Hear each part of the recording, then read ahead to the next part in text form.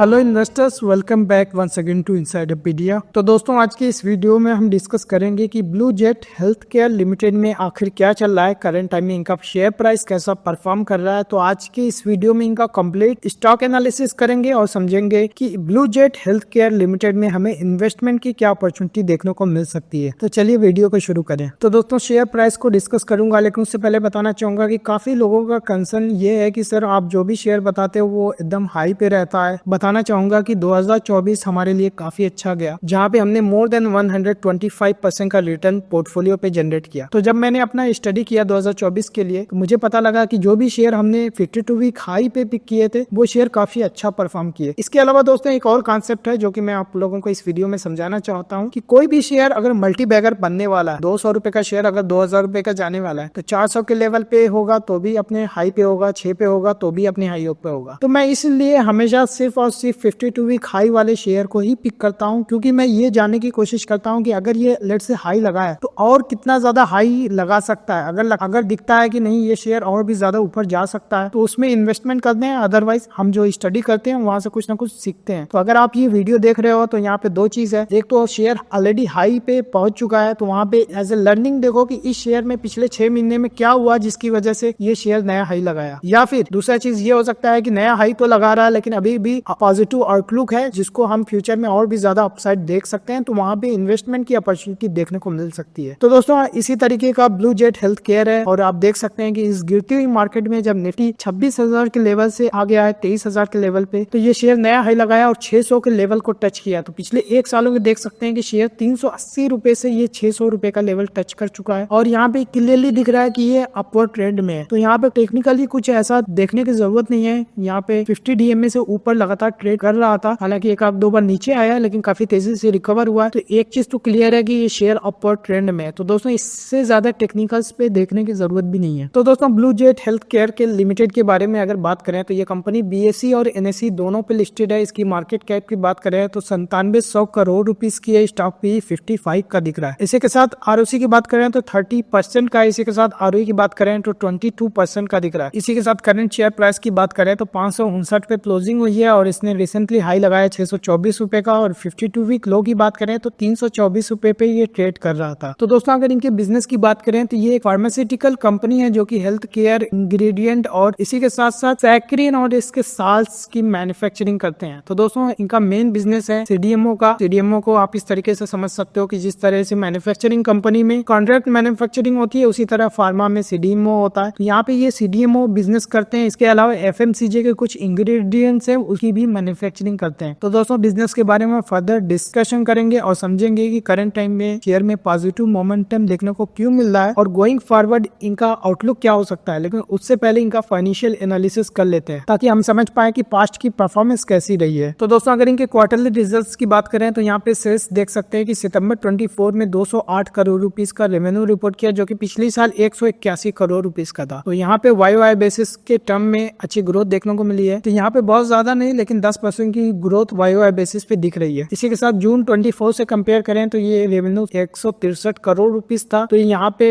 Quarter on quarter basis पे भी growth देखने को मिली है। साथ ही साथ नेट प्रॉफिट काफी अच्छा बूस्ट हुआ है। यहाँ पे देख सकते हैं कि 58 करोड़ रुपीस लेटेस्ट क्वार्टर में इन्होंने नेट प्रॉफिट रिपोर्ट किया है और पिछले क्वार्टर की बात करें तो 38 करोड़ रुपीस का ये प्रॉफिट रिपोर्ट किया था। इसके अलावा दोस्तों, ऑपरेटिंग प्रॉफिट मार्जिन देख सकते हैं कि 35% था लास्ट ईयर, अभी 33% था। हालांकि 2% कम हुआ है, लेकिन जून क्वार्टर में 27% हुआ करता था। हालांकि पिछले साल जून 23 में ये 33% था। तो जून का क्वार्टर तो मार्जिन काफी कम हो गया था, लेकिन सितंबर क्वार्टर में बाउंस बैक किया। लेकिन पिछले साल के कंपैरिजन में अभी ऑपरेटिंग प्रॉफिट मार्जिन कम है। लेकिन यहीं पे अदर इनकम की बात करें तो 12 करोड़ रुपीस का अदर इनकम दिख रहा है। तो यहाँ पे जो हम लोग समझ रहे हैं कि प्रॉफिट अच्छा बूस्ट हुआ है, उसके पीछे की वजह यही देख सकते हैं कि 63 से बढ़कर के 69 हुआ है, लेकिन 12 करोड़ रुपीस का अदर इनकम की वजह से यहाँ पे अच्छा खासा ग्रोथ देखने को मिली है। तो दोस्तों, इनके एनुअलाइज्ड रिजल्ट पे एक नजर डाले तो यहाँ पे सेल्स देख सकते हैं कि टीटीएम बेसिस पे 722 करोड़ रुपीस का रेवेन्यू है, जो कि FY22 में 683 करोड़ रुपीस का था। 3-4 सालों से यहाँ पे देख सकते हैं ग्रोथ तो हुई है, बहुत निग्लिजिबल सी है। 680 करोड़ का अगर रेवेन्यू 722 हो जाता है, तो अगर 683 करोड़ का रेवेन्यू 722 करोड़ रुपीस हो जाता है तो बहुत ज्यादा ग्रोथ नहीं है, बिल्कुल निग्लिजिबल सी ग्रोथ है। इसी के साथ नेट प्रॉफिट की बात करें तो FY22 में 182 करोड़ रुपीस का रेवेन्यू था, उससे कम ही प्रॉफिट आज रिपोर्ट कर रहे हैं, जो कि अभी TTM बेसिस पे देख सकते हैं कि 168 करोड़ रुपीस का इन्होंने प्रॉफिट रिपोर्ट किया है, जो कि FY23 में सिर्फ 160 करोड़ रुपीस था। तो FY23 में डी ग्रोथ हुई है, लेकिन अभी इंप्रूवमेंट देखने को मिल रहा है, लेकिन अभी भी FY22 का जो लेवल है उससे कम ही रेवेन्यू रिपोर्ट किया है। तो फाइनेंशियल्स में कोई ऐसा खास चीज देखने को अभी तक नहीं मिली। लेकिन दोस्तों शेयर प्राइस ऊपर जा रहा है, तो इसको भी समझना जरूरी है कि आखिर क्या वजह है कि शेयर प्राइस अच्छा परफॉर्म कर रहा है। तो दोस्तों अगर इनके बैलेंस शीट की बात करें तो यहाँ पे इक्विटी कैपिटल देख सकते हैं कि 35 करोड़ रुपीस का कांस्टेंट बना हुआ है। इसका मतलब कंपनी ने कोई भी नया शेयर इश्यू नहीं किया, जो कि काफी अच्छी बात है। इसी के साथ इक्विटी कैपिटल और रिजर्व देख सकते हैं कि ऑलमोस्ट 900 करोड़ रुपीस का है। इसके सामने बोरोइंग जीरो दिख रही है, क्योंकि 1 से 3 करोड़ रुपीस का नेग्लिजिबल डेट है। इसी के साथ फिक्स्ड एसेट देख सकते हैं कि बढ़ता हुआ दिख रहा है, जो कि 172 करोड़ था अभी सितंबर 24 में, यानी फर्स्ट हाफ FY25 के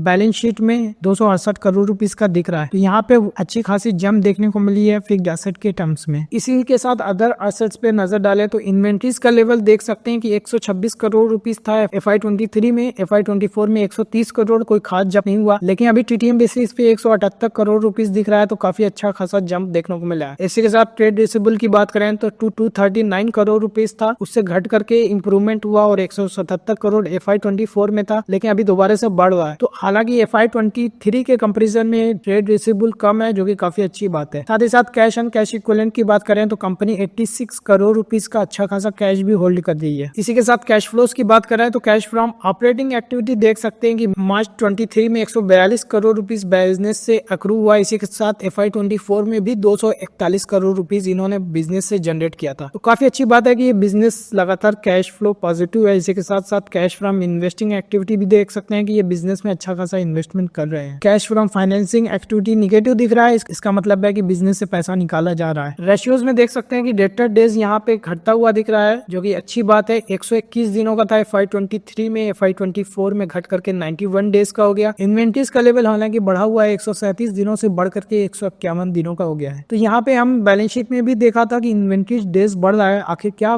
उसके पीछे की वजह है, इसको हम आगे वीडियो में डिस्कस करेंगे। डेज पेबल में ये काफी तेजी कर रहे हैं, जहाँ पे ये 58 दिनों में पेमेंट कर रहे थे, अभी 35 डेज में पेमेंट करना स्टार्ट कर दिया है। ओवरऑल वर्किंग कैपिटल साइकिल की बात करें तो यहाँ पे 131 डेज का था, अभी घट करके 93 डेज का हो गया। हालांकि ROC की बात करें तो ये घटता हुआ दिख रहा है, क्योंकि यहाँ पे इन्होंने नए फिक्स्ड एसेट डेवलप किए हैं, उस हिसाब से इनका रेवेन्यू अभी तक नहीं बढ़ा, जो कि देख सकते हैं कि 35% ROC FY23 में था, लेकिन FY24 में 30% का दिख रहा है। तो दोस्तों अगर शेयर होल्डिंग पैटर्न पे नजर डालें तो यहाँ पे प्रमोटर्स की होल्डिंग देख सकते हैं कि 86% की एकदम कांस्टेंट सी बनी हुई है। इसी के साथ FIs की होल्डिंग इसमें 1.1% है, जो कि पिछले क्वार्टर से कम है। इसी के साथ DIs की भी होल्डिंग जो थी 1.75, तो निग्लिजिबल सी बढ़ी हुई है, 2.02% की है। इसी के साथ पब्लिक की होल्डिंग की बात करें तो ये बढ़ती हुई दिख रही है, 9.83% था, जो कि बढ़ करके 10.06 हुआ, अभी 10.87% है। Overall number of share holder की बात करें तो ये ऑलमोस्ट कांस्टेंट है, कह सकते हैं कि 41,900 जो थे, अभी 43,000 इन्वेस्टर इसमें इन्वेस्टेड है। तो दोस्तों एक चीज और समझने की जरूरत है कि यहाँ पे प्रमोटर्स की होल्डिंग 86% की दिख रही है। तो इसका मतलब है कि मैक्सिमम जो अलाउ शेयर होल्डिंग होती है प्रमोटर्स की, वो 75% से ज्यादा की देखने को मिल रही है। आने वाले दिनों में प्रमोटर्स को फर्दर स्टेक सेल करनी पड़ेगी, और यहाँ पे शेयर होल्डिंग पैटर्न जो रेगुलेटरी रिक्वायरमेंट है 75%, वो सूनर और लेटर करना ही पड़ेगा, जिसकी वजह से मार्केट में और भी ज्यादा शेयर देखने को मिल सकता है। अब ये काफी इंटरेस्टिंग होगा कि अगर ये फर्दर स्टेक सेल करते हैं कि FIs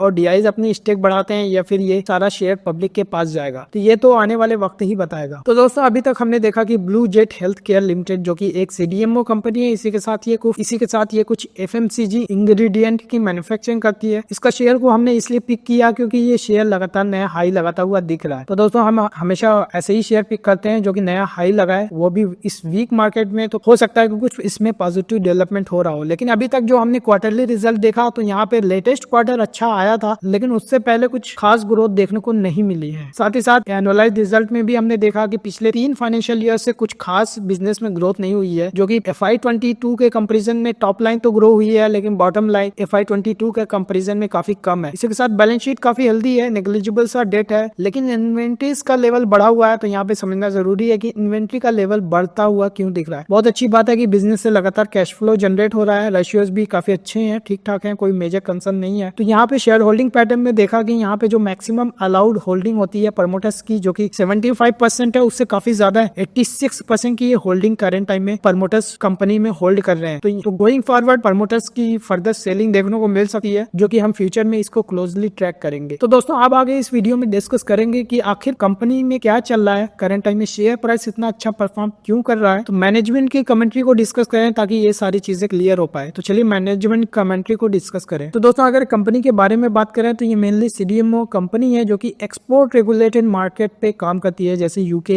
यूएसए जैसे कंट्रीज में इनके क्लाइंट्स है। और यहाँ पे इनके बात करें तो मेडिकल टेक्नोलॉजी साथ ही साथ एफएमसीजी सेक्टर्स के ये टॉप प्लेयर हैं और यहाँ पे मेनली ये थेरापेटिक एरियाज में इनोवेटर्स के साथ ये काम कर रहे हैं। तो दोस्तों इसके अलावा इनके ऑपरेशनल अपडेट्स क्या है इसको डिस्कस कर लें। तो दोस्तों इन्होंने बताया कि एक प्लांट को इन्होंने कमीशन किया जो कि यूनिट 2 है अंबरनाथ में, और यहाँ पे सक्सेसफुली कमीशन कर दिया प्लांट 6 जो कि अंबरनाथ में है, और यहाँ पे टोटल 90 करोड़ रुपीस का इन्होंने इन्वेस्टमेंट किया है। तो यहाँ पे इन्होंने 120 किलो लीटर की कैपेसिटी ऐड की है, जहाँ पे ये फार्मा इंग्रेडिएंट इसी के साथ कॉन्ट्रास्ट मीडिया सेगमेंट को कैटर करेंगे। साथ ही साथ इन्होंने बताया कि इन्होंने कमर्शियल प्रोडक्शन स्टार्ट कर दिया पीआई क्लाइंट्स के लिए। साथ ही साथ ये भी बताया कि कार्डियोवास्कुलर थेरेपी में यूज होगा, जिसका कमर्शियल प्रोडक्शन मिड सितंबर में ही स्टार्ट हो गया है। इसके अलावा ये काफी ज्यादा कॉन्फिडेंट है कि कैपेसिटी यूटिलाइजेशन ऑप्टिमल लेवल पे पहुंच जाएगा Q3 और Q4 में। तो दोस्तों Q3 ऑलरेडी एंड हो चुका है और करंट टाइम में Q4 चल रहा है। तो ये नया प्लांट का कमीशनिंग थी, इसी वजह से ये शेयर में देख सकते हैं कि पिछले 2 क्वार्टर से पॉजिटिव मोमेंटम देखने को मिल रहा है। इसी के साथ दोस्तों इन्होंने यूनिट 3 का एक्सपेंशन प्लान भी लेकर के आए हैं, जहां पे ये कमर्शियल ऑपरेशन FY26 में स्टार्ट कर देंगे। तो यहाँ पे मेनली ये कैप्टिव पर्पस के लिए एक्सपेंशन कर रहे हैं, जहाँ पे ये की रॉ मटेरियल्स का जो इम्पोर्ट करते हैं उसी का ये सब्स्टिट्यूट यहाँ पे मैन्युफैक्चर करेंगे। और साथ ही साथ ये भी बताया कि जो इनका कैपेक्स प्लान है वो एज पर शेड्यूल चल रहा है, कोई भी इसमें डिले नहीं है। तो FY26 में इसका भी कमर्शियल ऑपरेशन शुरू हो जाएगा। यहाँ पे ये import substitute as a captive requirement के लिए प्रोड्यूस करेंगे। तो यहाँ पे रॉ मटेरियल प्राइसेस पे जो डिपेंडेंसी है वो कम होगी और यहाँ पे मार्जिन इंप्रूवमेंट भी देखने को मिल सकता है। तो दोस्तों ब्लू जेट हेल्थ केयर पे फर्दर डिस्कशन करेंगे, लेकिन उससे पहले बताना चाहूंगा कि हम इसी तरीके से जो 52 वीक हाई है उसी पे रिसर्च करते हैं और ऐसी कंपनी जो फर्दर अपसाइड्स है को अपने क्लाइंट्स को रिकमेंड करते हैं, और ये स्ट्रेटेजी काफी अच्छी काम कर रही है। तो दोस्तों ऐसे शेयर अगर आप भी अपने पोर्टफोलियो में ऐड करना चाहते हो तो वो कौन से शेयर हैं जो हमने रिकमेंड किए हैं, इसको जानने के लिए आप हमारी स्टॉक रिकमेंडेशन सर्विस को सब्सक्राइब कर सकते हो, लिंक डिस्क्रिप्शन बॉक्स में दिया हुआ है। इसके अलावा कुछ डाउट है, कुछ पर्सनल डिस्कशन करना है तो आप मुझे दिए हुए नंबर पे कांटेक्ट कर सकते हैं। तो दोस्तों इसके अलावा इफिशियंसी और स्केलिंग किस तरीके से बिजनेस में प्ले आउट हो रही है इसको डिस्कस कर लें। तो इन्होंने बताया कि जो प्लांट है वहाँ पे स्केल अप प्रोसेस स्टार्ट कर दिया है, वहाँ पे ऑप्टिमल यूटिलाइजेशन Q3 और Q4 में अचीव हो जाएगा, इसीलिए मंथ ऑन मंथ इंप्रूवमेंट देखने को मिल सकता है। साथ ही साथ इन्होंने बताया कि रैंप अप काफी तेजी से बढ़ा रहे हैं,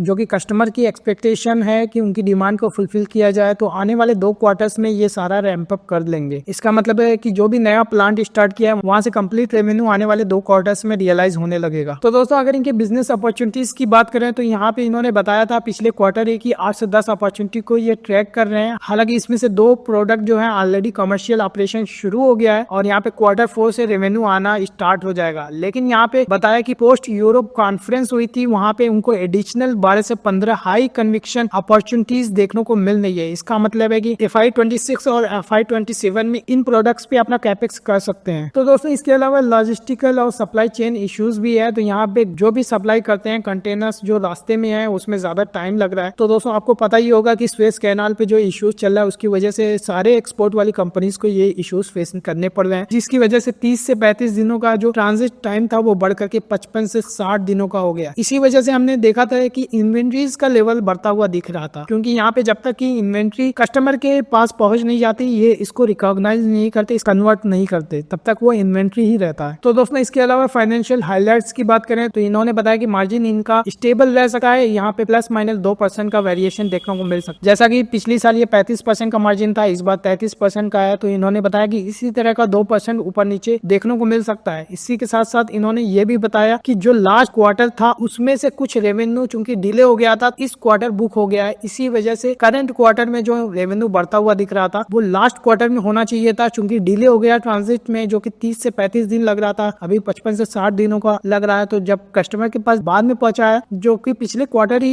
ये रेवेन्यू में कन्वर्ट हो जाना चाहिए था, तो इसका रेवेन्यू रिकॉग्निशन जो सितंबर वाले क्वार्टर में हुआ है, इसी वजह से सितंबर क्वार्टर अच्छा दिख रहा था। तो इन्होंने साथ ही साथ ये भी बताया कि यहाँ पे जो 60 से 70 करोड़ का रेवेन्यू है, जो कि पिछले क्वार्टर से करंट क्वार्टर में शिफ्ट हुआ था, और यहाँ पे जो सेल्स रिकॉग्निशन जो मेट्रिक यूज करते हैं, डिलीवरी एट प्लेस, यानी जब तक की इन्वेंट्री क्लाइंट के पास ना पहुंच जाए उसका बिलिंग नहीं करते। तो दोस्तों एक चीज तो क्लियर होगी कि जो सितंबर का क्वार्टर अच्छा दिख रहा था, जून वाला क्वार्टर थोड़ा सा कम हो गया था, क्योंकि जून 23 में देख सकते हैं 180 करोड़ रुपीस का रेवेन्यू था, तो उससे घटता हुआ दिख रहा। तो यहाँ का कुछ रेवेन्यू उठ करके सितंबर में आया, इसी वजह से सितंबर का क्वार्टर काफी अच्छा दिख रहा है। लेकिन गोइंग फॉरवर्ड आप ट्रांजिट टाइम आपका इनका बढ़ता ही रहेगा, 55 से 60 दिनों में ही ये डिस्पैच कर पाएंगे अपने प्रोडक्ट को। तो यहाँ पे गोइंग फॉरवर्ड जो कि नया अब ट्रांजिट टाइम 55 से 60 दिनों का है, तो ये एक नॉर्मलाइज हो जाएगा। तो दोस्तों इस वीडियो का एंडिंग पार्ट कंक्लूजन। तो दोस्तों अभी तक हमने डिस्कस किया कि blue jet health care limited में हमने इसलिए रिसर्च स्टार्ट की क्योंकि इसका शेयर लगातार अपवर्ड ट्रेंड में दिख रहा था। तो दोस्तों एक दो चीज है, तो यहाँ पे समझना जरूरी है कि यहाँ पे बिजनेस में कुछ नए अपॉर्चुनिटीज ये देख रहे थे और उसका कमर्शियल प्रोडक्शन ऑलरेडी इन्होंने सितंबर में स्टार्ट कर दिया है और Q3 और Q4 में ये काफी ज्यादा कॉन्फिडेंट है कि फुल रैंप अप शुरू हो जाएगा, तो वहां से नया रेवेन्यू आना शुरू हो जाएगा। इसी के साथ हमने देखा कि सितंबर का क्वार्टर काफी अच्छा दिख रहा था। इसके पीछे की वजह है कि जून के क्वार्टर से कुछ रेवेन्यू शिफ्ट हो गया सितंबर के क्वार्टर में, इसीलिए जून का क्वार्टर वीक दिख रहा था, जो कि सितंबर में वो एडजस्ट हो गया। लेकिन गोइंग फॉरवर्ड अब ये चीजें नॉर्मलाइज हो जाएंगी। जो यहाँ पे चीज समझने वाली है कि शेयर प्राइस में रैली आने की वजह थी, यहाँ पे नया प्रोडक्शन जो स्टार्ट किया है वहाँ, इसी वजह से शेयर प्राइस अच्छा परफॉर्म किया है। तो दोस्तों जहाँ तक ग्रोथ रेट की बात है, तो आप यहाँ पे देख सकते हैं कि कुछ खास ग्रोथ देखने को नहीं मिली है। FY22 में 683 करोड़ रुपीस का रेवेन्यू था, अभी 722 करोड़ का रेवेन्यू TTM बेसिस पे है। और यहाँ पे कंपाउंडेड सेल्स फिगर्स भी देख सकते हैं कि 13% का CAGR ग्रोथ देखने को मिला है पिछले 3 सालों में। तो ये बहुत ज्यादा नंबर नहीं है,